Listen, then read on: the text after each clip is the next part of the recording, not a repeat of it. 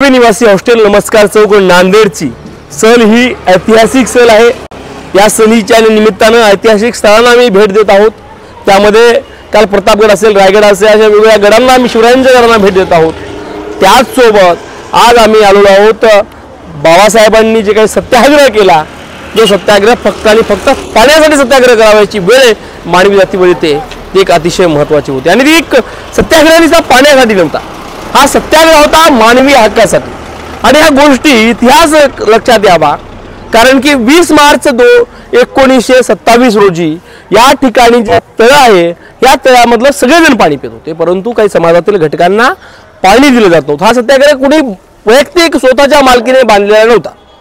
हे सत्याग्रह म्हणजे हे जे तळ होतं, हे तळ सार्वजनिक होतं, परंतु सार्वजनिक गोष्टीवर एखाद्या कुठल्या तरी घटकाचा अधिकार असावा आणि दुसऱ्यांनी पाणी घेऊ नये, हे किती चुकीचं आहे हे सर्वांनाच कळतं।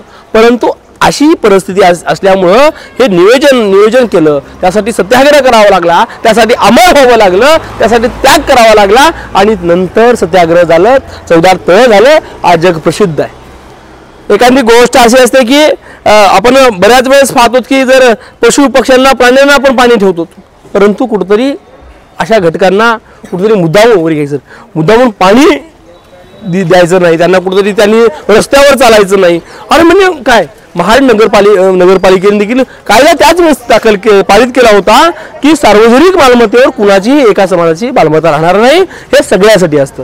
म्हणून हे चवदार तळ उभा केलं। मध्ये बाबासाहेबांचा मोठं सभागृह आहे, मध्ये प्रचंड मोठी मूर्ती हे देखील आहे, पुतळा देखील उभा करण्यात आलेला आहे। आणि ह्या चवदार तळ्याला सातत्यानं सामाजिक सबलीकरण असतं, आज दिन म्हणून देखील साजरा केला जातो।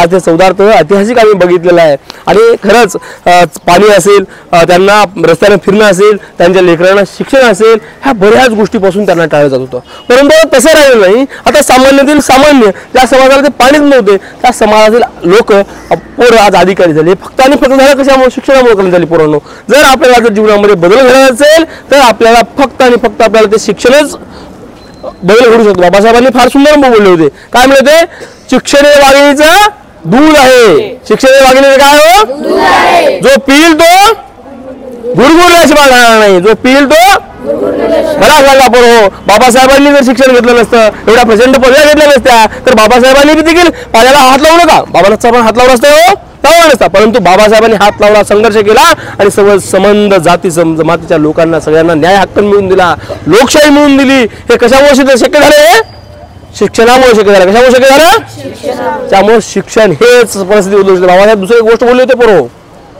आपण देखील सामान्य गरिबीत जन्माला येणं ही आपली चूक अजिबात नाही, परंतु गरिबीतच मरणं ही मात्र आपली 100% चूक आहे। कारण की मला सांगा, आपण जरी आता आपण सर्वसामान्य कुटुंबातले आपले शेतकरी, आपण एखाद्या गरिबीत जन्माला आलो काही अडचण नाही। जर आपण त्या गरिबीतच मरणार असाल तर मग काय आपली चूक आहे ती, पण यासाठी तुम्हाला शिक्षा ठेवलेला आहे। तुम्ही शिकून तुम्ही क्रांती करू शकता, तुम्ही शिकून क्रांती करू शकता। बाबासाहेबांची परिस्थिती देखील फार हे होती शिक्षणासाठी, त्यांना देखील अनेक राजांनी, शाहू महाराजांनी देखील त्यांना मदत केली, अनेकांनी मदत केलेली आहे, स्कॉलरशिपच्या माध्यमातून मदत केली। आज त्यांच्या नावावर स्कॉलरशिप जाते विद्यार्थ्यांना, ते विद्यार्थी शिकत असतात, परंतु आज सगळ्या सोयी सुविधा उपलब्ध आहेत आपल्याला देखील शिकता येतं, शिक्षणाचा अधिकार आहे। त्यावेळेस त्यांच्या घरची वडिलांना सांगायचं कशाला शिकवायला, जाऊ द्या की आज तुमचे वडील तुम्हाला सांगताय, सगळेजण समाज सांगताय, अरे शिकल्याशिवाय काहीच करत नाही, शिका, संघटित व्हा आणि संघर्ष करा, हे सातत्यानं सांगितलं। आणि आज बाबासाहेबांच्या आज आपण या ठिकाणी आलो, बाबासाहेबांनी याच ठिकाणी येऊन हा चवदार तळ आहे, हा सर्वांसाठी खुलं करून दिलं। हे चवदार तळ्याचं फक्त बाबासाहेबांनी स्वतः आले, पाणी प्राशन केलं आणि त्यानंतर लाख वाळूने पाणी प्राशन केलं, त्यानंतर हे फक्त पाण्याची लढा नव्हती। बाबासाहेब फार सुंदर म्हणतात बघा, हे पाणी पिलं म्हणजे मी अमर होणार नाही, परंतु जी काही संबंध, ज्या काही चाली रूढी आहेत, या प्रथा आहेत, या प्रथा नष्ट झाल्या पाहिजे आणि सगळ्यांसाठी सर्वांसाठी पाणी खुलं झालं पाहिजे। हेच पाणी सगळ्या ठिकाणच्या गोष्टी खुल्या झाल्या पाहिजे, कुठलाच भेदाभेद झाला नाही पाहिजे।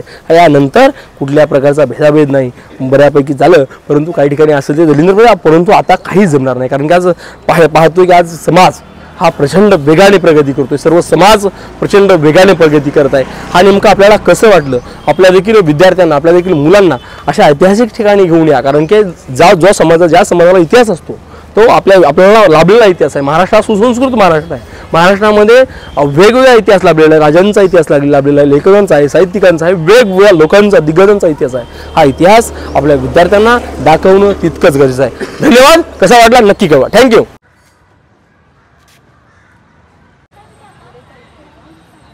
जा रे.